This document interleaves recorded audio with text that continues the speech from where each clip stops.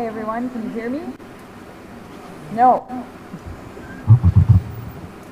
How about now? Better? How about now? Okay. I'll stay right here.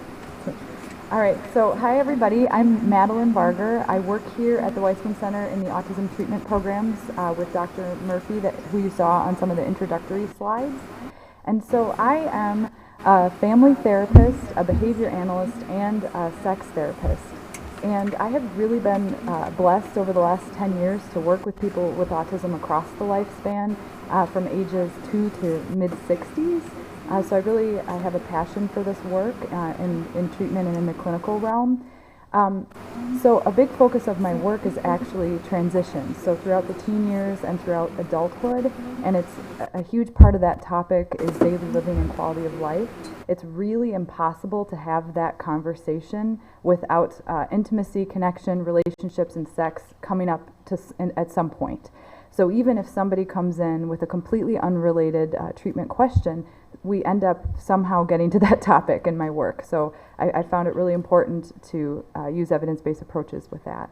So what I want to say right off the bat here, PowerPoint is not switching, but we'll make it work here. Okay. Well, we'll keep going. So let's see. Okay, so I think you can't see what I can see, but it's okay. So whenever we talk about sex, we're managing new information, okay?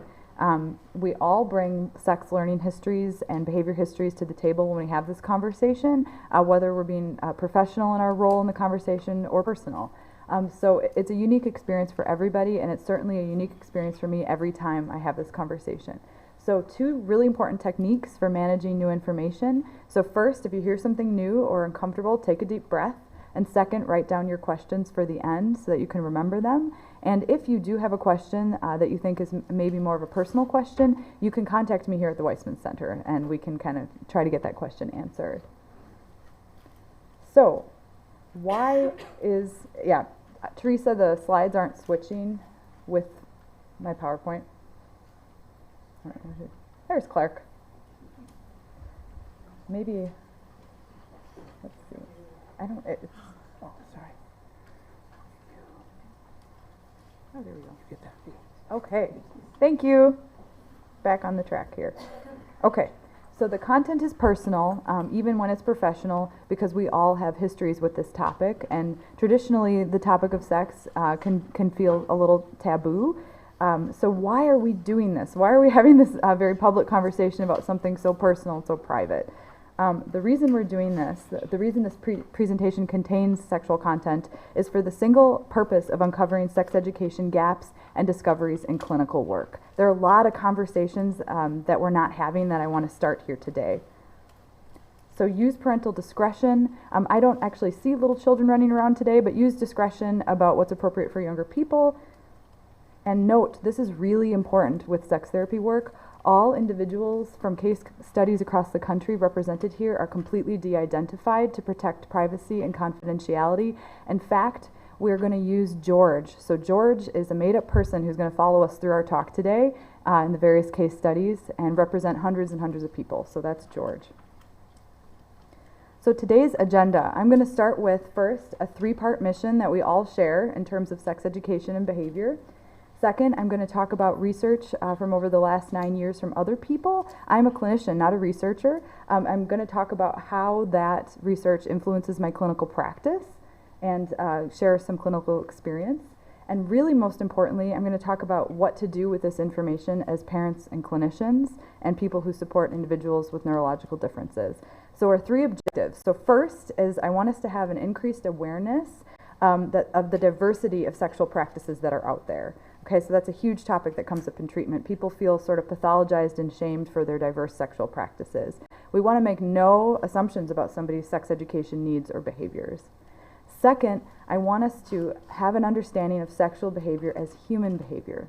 So in applied behavior analysis, all behaviors are subject to the science of behavior. They all function under the science of behavior. So even sexual behaviors, they have an antecedent or a trigger, an observable, definable behavior, and then a consequence that follows the behavior that over time will determine whether the behavior continues or stops, right? So all behavior falls under this umbrella, whether it's sexual or not. I do understand a lot of people will tell me it's much easier to talk about potty training with a 3-year-old than self-pleasure with a 25-year-old, but those are both behaviors. And being able to do those behaviors safely is really important for someone's quality of life, whether it be self-pleasure or potty training, okay? So let's sort of think of those things as similar. And then also our last objective is going to be we need to understand that there are learning differences in sex education for individuals with neurological differences like autism, just like there are for any topic and just like there are for any of us. And the answer that I've really found that has the best outcomes anecdotally with the clients I work with is to individualize sex education plans, okay? So that's really where we're going with this. Okay, so let's talk about our 3-part mission. So as parents, teachers, clinicians, we are all potential sex educators and behavior models every day, all day long, whether we like it or not, want to be or not, whether we've signed up to do this or not. So we're always modeling behavior. We're always modeling what's good, what's bad, what's right, what's wrong, all the time, okay? And even if we think we're not modeling this, children are reporting to me in the treatment setting that they're learning about sex in all sorts of crazy places. So even if we think that they're not learning about it from us, they're learning it from the bus stop to the classroom. And the accuracy and usefulness of the information they're receiving varies greatly depending on the source. So let's go to George, okay? So George is, in this example, George is in middle school, and he stays up late one night before getting on the bus the next morning without his parents' permission, and he watches a really graphic HBO movie with a really hellacious sex scene, okay? So he goes to the bus stop the next day with this new education he's received, and he shares the details of this information with friends. We'll call them friends 1, 2, and 3, okay? So friend number 1 hears this and thinks, this doesn't sound at all like what my mom said sex was going to be like, and not at all what I'm learning in the sex education classroom. So I'm going to check with those 2 sources about whether this is accurate. Great, good for friend number 1, right? Friend number 2 thinks something that's a lot more common. This is amazing. George, you have told me what my sex life is going to look like in the future, and I am forever grateful to you. So that's exactly what I'm going to expect. And then friend number 3 hears this, and this is also really common, and I can remember feeling this way. Friend number 3 feels horrified that sex has come up at all, and is like, can't process any of the information, is staring at the sidewalk, and wondering how they're going to get through their first class that day, okay? So all 3 of these people received sex education that day from George, and based on their learning histories, their behavior models in their life, they all have different lenses through which they will manage and filter this behavior. And I'm actually not going to tell you out of these 4 people in the example who has autism, because it doesn't matter, okay? Because we all are filtering this information through our own lenses, all right? Now, even if we think, thank goodness, the person who's uncomfortable and the person who has mom to talk to are going to get the same sex education in the classroom, that's not really true. So what we need to remember is we're still filtering our lens in the classroom. In fact, a lot of people are horribly uncomfortable in the classroom setting learning about sex, even though it's important that that's available. So this mission 2 of 3 really represents that. So what we need to sort of understand is that research is showing us sex education curriculums are not really completely addressing the behavioral learning needs of individuals with autism, and individuals with autism are telling me this. So instead, we need to look at some modifications. So where do we get these modifications? Because there's not a ton of research out there about what to do. That's mission 3. Adults with autism, this is where I get my information. They are the experts on how to modify sex education curriculums in a lot of ways. So what we're going to do is we're going to lift the treatment curtain today. We're going to go behind the scenes in sex therapy with individuals with neurological differences. And I want you to note, every time I talk to somebody, I learn something new. And this presentation in particular was actually inspired by Nancy Alar, who's moderating here today. And she sort of gave me the courage to have these conversations more openly, because there are some really great learning differences out there and behavior differences out there that we need to be talking about. So first, let's talk about what sort of research and studies we do have. So this first one here, this is just a very brief overview I'll give you, is this one's pretty obvious. Parents and kids with autism are saying it's difficult to talk about sex. lots of parents with all their kids are saying it's difficult to talk about sex. One key difference with our population that we need to look at that's coming up is that what parents report in these studies they're most comfortable talking about don't actually maybe match what the future sexual practice of the individual is going to be. Okay, so we'll go back to George. So George's mom has had 3 children, so she's really comfortable when it's time to talk to George about pregnancy, conception, contraception, and sexually transmitted infections. Those are the ones that parents say, not just parents of kids with autism, but lots of parents say they're really comfortable covering. George, fast forward 15 years, and this is really common, George has been in trouble for some public masturbation. So he's in my office talking about how he got 3 hours about pregnancy. He's glad he knows about babies, but about 2 minutes about masturbation in his sex education in his life, okay? So what we may be comfortable talking about may not be actually the most useful information, okay? So that's a huge reason. Also note that people with autism report learning about sex from fewer sources than their peers, because they may not be getting that same experience at the bus stop that the person standing next to them is when people are talking about sex, okay? So again, I look to sexual practices of adults with ASD and just diverse sexual practices that everybody reports to look at what we need to be teaching, what we need to be aware of. In doing this, I'm hoping we can clear up some misunderstandings and close a knowledge gap that exists between autism and their same age peers per research in terms of sex education. So we'll have to do some modifying. So behind the curtain we go. People think there's a scary monster behind the sex therapy treatment curtain. There is not, okay? The reason there's nothing scary is that we all bring to the table diverse sexual experiences, desires, thoughts, and ideas, regardless of what our actual behaviors or practices are, okay? And sexual, when I'm talking about these things, note sexual doesn't have to be erotic, it could be intimate. I've worked with, hand-holding is an incredible example. I've worked with people where hand-holding is deeply erotic activity, and with people where hand-holding is an intimate activity. It's not erotic at all. Everybody gets a hand-holding, okay? So we need to note that there's a difference between what might be erotic and what might be intimate. We all have some level of a need for connection. Sex, as a huge umbrella term, meets our needs for connection, intimacy, relationships. We don't all have the same level of need, but we have some level of need, okay? So we are about to go behind the treatment curtain. There's a table behind the curtain. What I want to share with you is that these are just behaviors that come up a lot anecdotally in treatment. So I'm not saying that everybody with autism is interested in these topics or engages in these behaviors. In fact, lots of people in the general population are interested in these topics and engage in these behaviors. But what I will say anecdotally is that with a large cohort of my colleagues in sex therapy, when we talk about the different presenting concerns that we're working with, I'm almost always the only one who works exclusively with autism, and I see a lot of these things a lot more often anecdotally than other people, okay? At least that they're areas of concern in sex therapy, all right? So here we go. So this is the table behind the curtain. So on one side, it's a sex intimacy topic or practice, and on the other side, it's behind the curtain. When I say sex or intimacy topic or practice, this is something that comes up a lot in sex therapy. Okay, it's as simple as that. Or it's an area of sexual behavior in which someone engages or has high interest. All right, so the very first one I call social constructions of sex. So this is a really important topic. When you're working with somebody who may have communication or social differences, we need to make no assumptions about the words I have sex or I'm having sex. Okay, so that's the first one. So what I mean by that is, I'll go to George again. So George cannot legally consent for various reasons to sexual intercourse, okay? And so they come into treatment because George is at home and he's been telling his parents, I'm having sex. They're really worried that George can't consent to this, that he's somehow being hurt by this experience, or that his partner maybe can't consent to it, okay? And what we find out is that George is saying, I'm having sex, and he's actually talking about hand-holding, consensual hand-holding with his partner, okay? So a lot of times when we hear I'm having sex, we think about heterosexual sexual intercourse with a penis and a vagina. And I'm having sex could mean infinite different things than that, okay? So that's the first thing to think about with communication differences.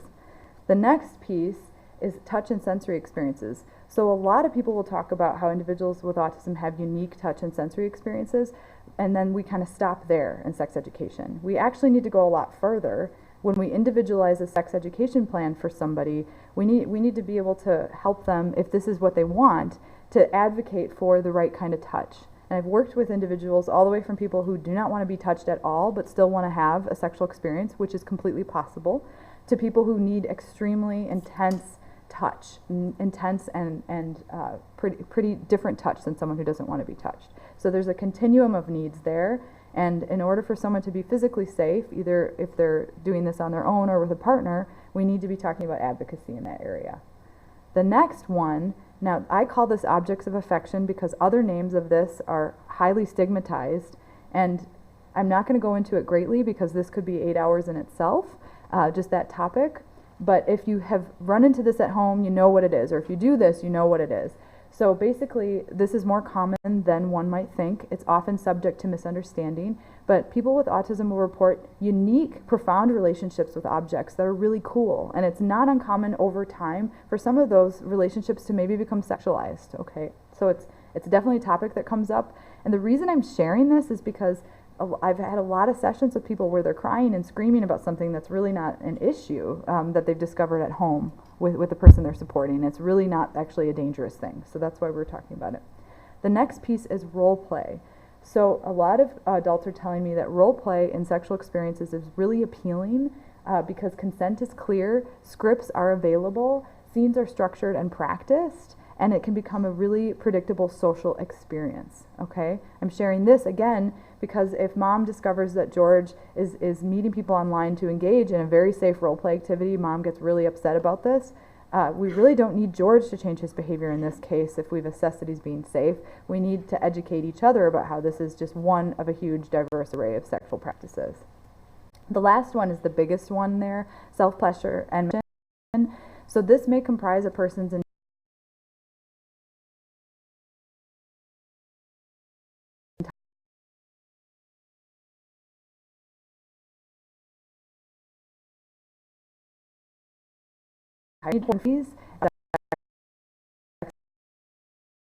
and partnered sexual course or partnered sex. And self-pleasure is a perfectly appropriate and fulfilling way for them to meet their sexual needs. Okay? That's really important.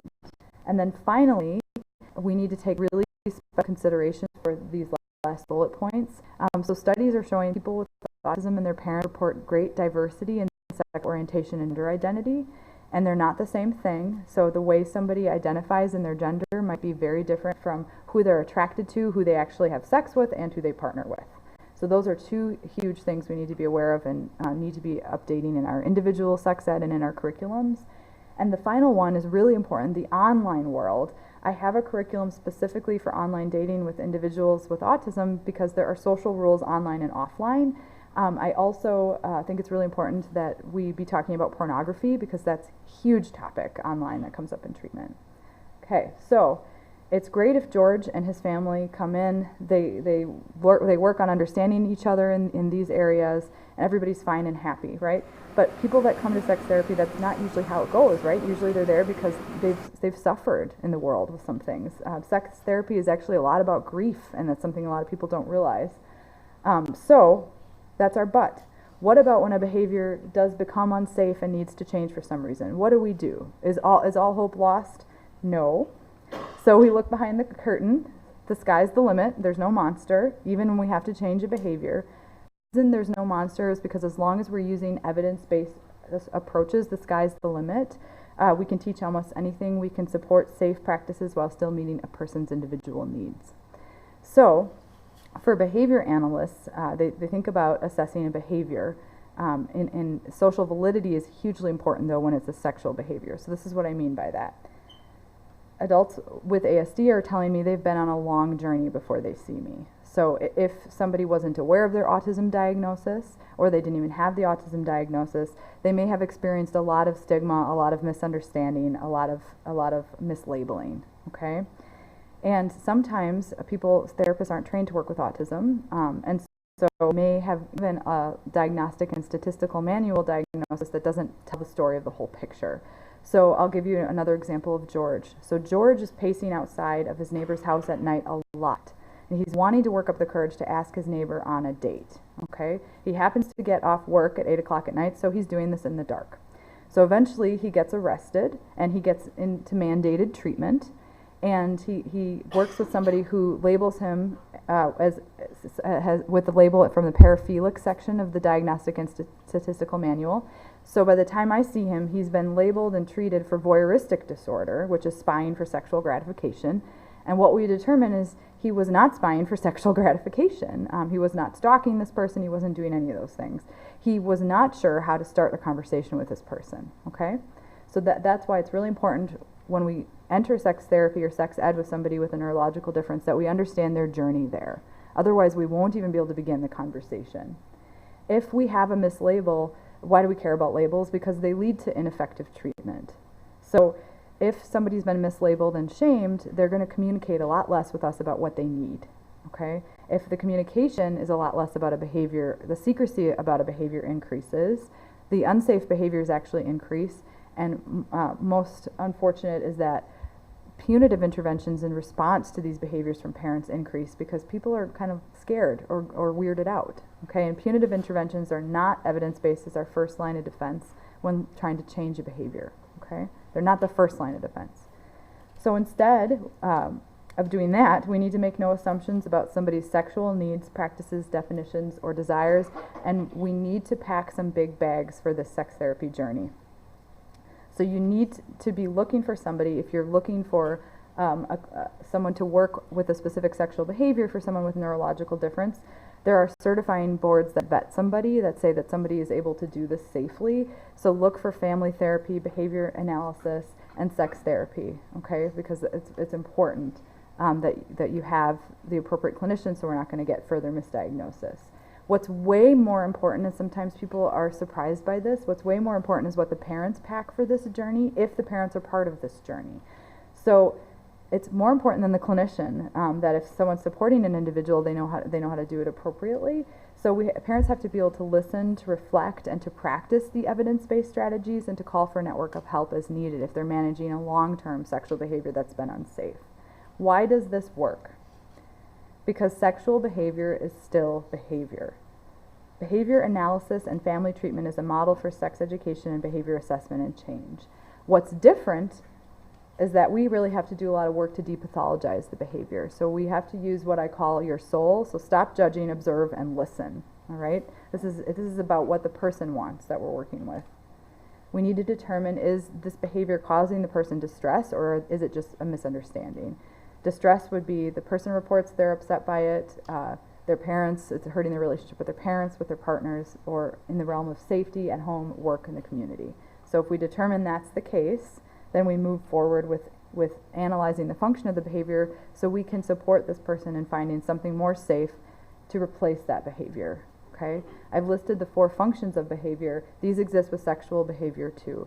So somebody may engage in a sexual behavior to get attention, to avoid an aversive stimuli. They may do it to gain something. They may do it automatically because it's pleasurable. That's a really big one, right? So when we understand why somebody does something, if that thing is unsafe or dangerous for them or another person, we can replace it with a more appropriate behavior. And George is with us again, and we're going to talk quickly through an example of this with George and the dreaded dates, okay? So this is a list of strategies that I use a lot and that I used with George. It's consistent with applied behavior analysis. It's in Wolf 2009. And George came in really upset about dating, and it was causing him a lot of distress. He'd gone on hundreds of online dates with people who never contacted him again, okay? And this is a pretty common story. His parents were really stressed about it too. He was working and living at home. They were upset because George was upset, okay? So everybody's upset about this. We determine it's not really shocking, right, that the function of the continuous dating behavior is to get positive attention from would-be romances. We all deserve this, right? We all deserve the ability to get that. So in order to allow George to do this in a way that met his needs, we kind of looked at what wasn't working. So George was able to say, well, my dates are telling me I'm rude. Well, what does rude mean? Well, rude actually meant interrupting and asking what dates found to be inappropriate questions. Okay, so those are 2 examples. So we found replacement behaviors for those. So ways that George could get the information he needed in a more appropriate way, and he was able to get 2nd and 3rd dates. Okay, so I'm going to walk you through some of the steps. So first, we needed to talk to George about exactly what a date was to him. What's a conversation to him? What information is he looking for? I don't hand him a task analysis or a list to the steps of a date, because I'm not going to make any assumptions, remember, about what a date is to George. So together we come up with a list of what these behaviors are from beginning to end, and what George desires them to look like. That's our first step. We use visuals. This one's really dark, of what to do and not to do. I'm not sure if you can see it, but so we use visuals of what to do and not to do on a date, so that if George learns better visually, if George learns not in just the written format. We also use videos of people that look like George if we can get them. If we can't, we try to look for people who are in similar age range as George, people going on successful dates. This one's really important. We do modeling with myself and a clinician, or myself and the parent, about what the date looks like. And George gets to operate this like a television. He gets to tell us when to stop, ask questions, tell us what wasn't realistic, what didn't work for him, etc. And then we role play with George. And if we can go into the target environment or the place the date is going to take place and practice it there, that's really useful, but we can't always do that, so we do our best with that. Really important for teachers and clinicians. It would be really awkward for me to go watch George on a date in real life, right? I don't get to do that. I'd love to do that. It's not appropriate. So we have to debrief really well. We can't debrief well if we don't have an agreed upon task analysis about what was supposed to happen, okay? So George and I sit down and we talk through all of these steps. What actually happened, what didn't, what worked, what didn't work, and how do we need to update our approach here? And really this works if we are ready to have the energy to do it over and over again, right? Because none of us would be able to do this in one shot. We have to do this a lot. That's why I want parents to have a network of support if they're part of this treatment journey.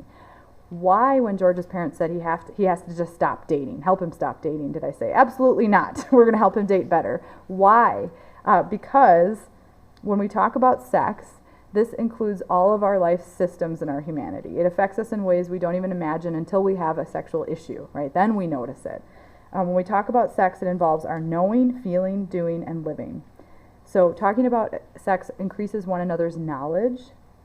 That's the knowing piece. The feeling piece is that anytime we do this, we may be shining light in the darkness. That includes somebody's shame and fear. We have to be really careful with this topic. The doing piece is that we really do improve behavioral outcomes when we're brave enough to have this conversation. And the living piece is literally we save people's lives, okay? So people avoid going to jail, they avoid feeling lonely forever. If we can have this conversation, we can save lives. I've included a paragraph here. It's really the bottom line. I put it on here because you can access this later, and I want you to have the summary, and I'm just going to read it to you. So we, as a society, we need to consider alternative sexual lifestyles, behaviors, and case conceptualizations that are non-pathologizing, non-judgmental, person-first, and behavior-focused with emphasis on consent, social validity, and safety and intervention, rather than recommending abstaining or removing a behavior that we don't understand, right? We have to understand it before we can make any adjustments to it. There's a visual here of the process that I go through to do that in the treatment context. My references are available for you. I have a list of great books for you to look at. And what I want to do is really thank you for letting me start this conversation. It's a much longer conversation that I want to continue in the community. And remember that we are all sex educators, whether we want to be or not. So the people we support deserve that we are accurate and useful in the information we provide. So thank you.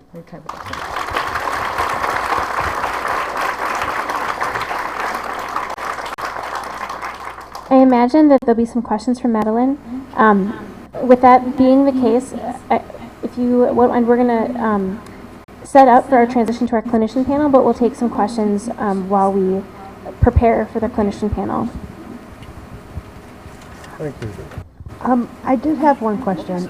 We recently got a person in our care that's on the autism spectrum, and their view of sex is not matching up to what we are modeling in our home, and there is now some strain on our relationships and stuff with this person. So how do we go about possibly re-educating what sex is? So the first sort of step would be to determine, is the difference in understanding causing that person's strife in their life? Did they have a desire to learn a different understanding of it? Because if they don't, that might be the first step, is to figure out, is it possible to coexist with two different understandings? Is it is it a behavior that's, that's difficult or that's challenging or causing them harm? Because if it's not, we have to meet in the middle. If it is a behavior that is causing a problem for the person and for their surroundings, or an understanding of sex that's causing an issue with that, you may have to sit down and decide what's appropriate and what not together. But if this person is an adult, it's not appropriate to say this is what's right and this is what's wrong. They have to be part of that conversation, and it may be a matter of how does their definition of sex influence their interaction with you. Because sometimes it could be as simple as you think of sex as this, so you engage in that activity in the bedroom. It's something like that. Does that make sense? So it's a big question because you could go down a lot of roads to either change or not change an approach. Does that kind of make sense? Well, a little different direction. How and when would you discuss menstruation with a 7-year-old autistic girl? So that would depend on if menstruation is started or not. Because if someone's menstruating, they had a conversation about it, you do it right away. You talk about it right away. If somebody's not menstruating yet, but you're thinking that's going to be a topic of concern, you want to start with examples of like positive people in the person's life. Could be anybody. Could be a person that they like that is in their walking, talking world. It could be a person from the internet or a cartoon. So it's really useful with younger children to talk about how a certain thing like menstruation is really common. Everybody may experience it in one form or fashion, directly or indirectly, and there are people out there that are models of how to experience it in a positive way. Does that make sense? Yes. So, Can you go back one slide, please, to the resources? yes. Thank you. Oh, the books? Yeah. Yes, and there's a lot more. So I'm making a sheet. Would you mind staying on the commission? Sure. So we will post all of the PowerPoint presentations as PDFs on the Wasteman Center webpage for Day with the Experts, and then all of these talks will also be available immediately on the Wasteman Center YouTube channel, but it'll be one continuous, and then we are going to parcel them out, and those will also be available on the Wasteman Center Day with the Experts webpage. I think I am going to go because we have our clinician panel, and also then one of the most meaningful of our Day with the X series, I think, is when we bring community members up and they can share their firsthand lived experiences, and so they're prepping for that right now. But let's thank Madeline for a great presentation.